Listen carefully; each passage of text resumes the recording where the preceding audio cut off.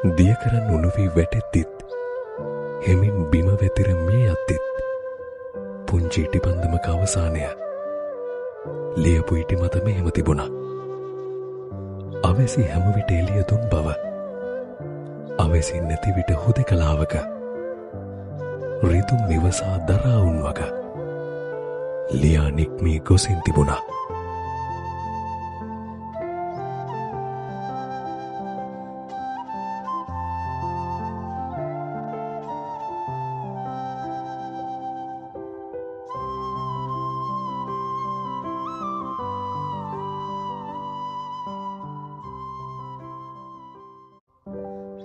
දියකරන් උණු වී වැටෙද්දිත් හෙමින් බිම වෙතිර මිය යද්දිත් පුංචි ඉටිපන්දමක අවසානය ලියපු ඉටි මත මෙහෙම තිබුණා.